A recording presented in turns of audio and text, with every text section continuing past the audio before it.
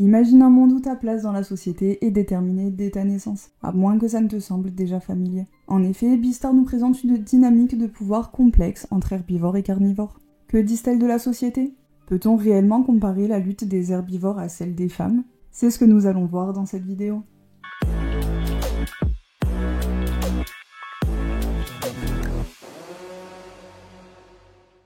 Haru incarne une personnalité qui nous est étrangement familière. Petite, mignonne et fragile en apparence, elle représente le stéréotype même de la féminité tel que le projette parfois la société. Et à travers elle, on explore comment les préjugés peuvent façonner la personnalité jusqu'à parfois finir piégée dans sa propre image. En effet, Haru est constamment fréquentée à ce qu'on pourrait assimiler au sexisme.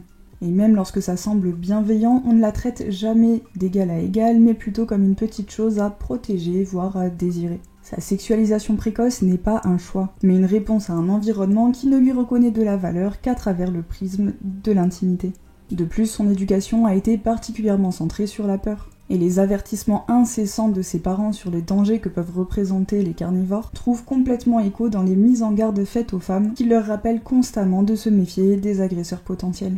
Et même après avoir été victime d'une agression, Haru pardonne comme si c'était son rôle d'être une proie. Cette fatalité à laquelle elle semble résignée est en réalité une réflexion sur la manière dont les attentes de la société peuvent devenir une réalité intériorisée jusqu'à accepter l'inexcusable. Mais ça ira encore plus loin que ça. Rappelez-vous, dans la scène de l'hôtel, Haru était très clairement terrifiée, et elle ne souhaitait pas avoir de moments intimes. Pourtant, c'est elle-même qui l'initiera, notamment par culpabilité, parce qu'il l'a sauvée et que par conséquent, elle lui doit bien ça. D'ailleurs, cette lutte interne l'amènera à se jeter littéralement dans sa gueule. Enfin, pas consciemment, puisque son corps agit de lui-même, ce qui ramène à une forme de dissociation. Finalement, Haru défie les préjugés de faiblesse qui lui collent à la peau.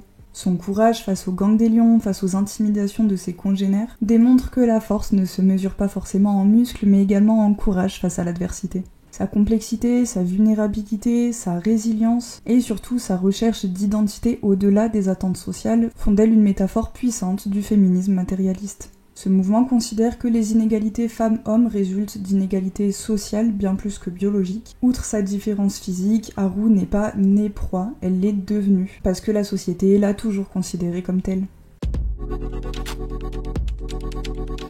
Louis est un personnage qui a été marqué par des années d'abus sur le marché noir qui rappellent la triste réalité de la prostitution infantile. Et les fantômes de son passé se manifestent sous le prisme d'un trouble du stress post-traumatique à peine dissimulé. Un fardeau invisible qui se traduit par des décisions contradictoires et des souvenirs qui viennent notamment hanter ses nuits. Enfermé dans le souvenir de ses blessures, Louis ne peut concevoir les carnivores autrement que comme des agresseurs, en écho à une époque où il en était leur victime.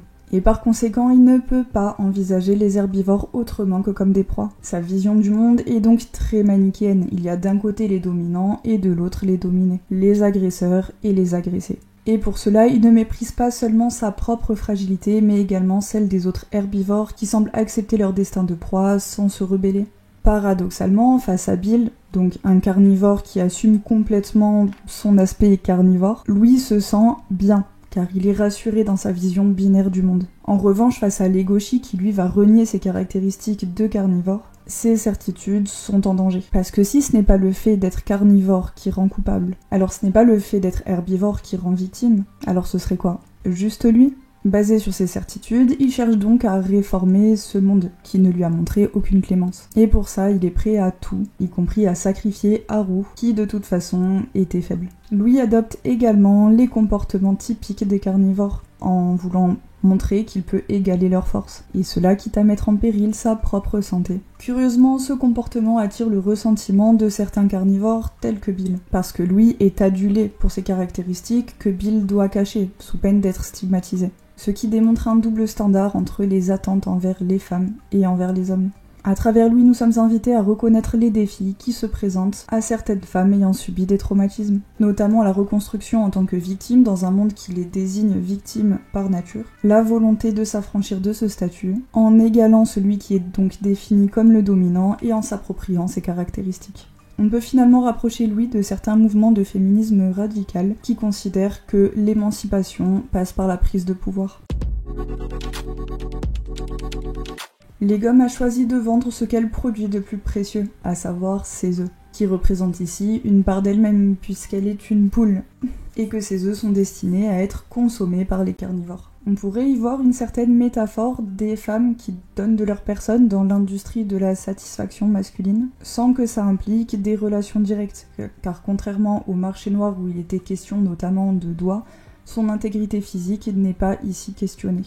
Et de plus, ce choix, c'est le sien et elle y trouve satisfaction et autonomie. C'est avec une rigueur presque athlétique qu'elle va façonner toute sa vie pour produire les meilleurs œufs possibles. La satisfaction des carnivores devient alors son objectif ultime. Et paradoxalement, Legom est également celle qui semble la plus en paix avec son identité d'herbivore. Mais malgré son investissement et sa passion, la récompense reste très superficielle. De l'argent et peu de reconnaissance. Ces œufs sont vus comme des produits interchangeables et chaque critique touche directement son estime d'elle-même. Legom incarnerait donc un questionnement autour des femmes qui définissent leurs valeurs par l'approbation des hommes. Elle est à rapprocher du mouvement féministe dit essentialiste, qui considère donc qu'il existe des différences naturelles, biologiques entre les femmes et les hommes, et qui tend à valoriser ces différences.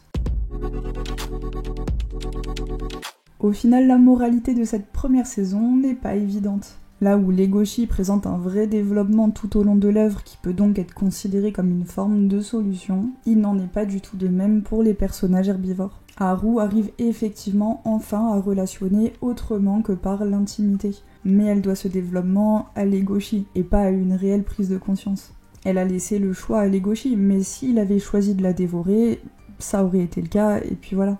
Louis, qui était cadenassé par ses souvenirs douloureux, trouve sa liberté dans le sacrifice. Et effectivement, même s'il en semble presque heureux, ça ressemble pas vraiment à une solution, pour des raisons plutôt évidentes. Ou alors le seul personnage qui semble vraiment heureux, c'est celui de Legom. Mais son bonheur est présenté comme tellement fragile et soumis à des avis extérieurs que ça ne semble pas non plus être une solution. Au final, pour avoir un vrai développement côté herbivore, il faut plutôt se pencher sur la saison 2.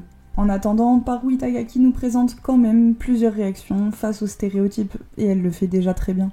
C'était la dernière vidéo de cette série. J'espère que tu as apprécié, n'hésite pas à liker, t'abonner, partager, laisser un commentaire, les trucs habituels. Et je te dis à la prochaine vidéo pour un nouveau projet.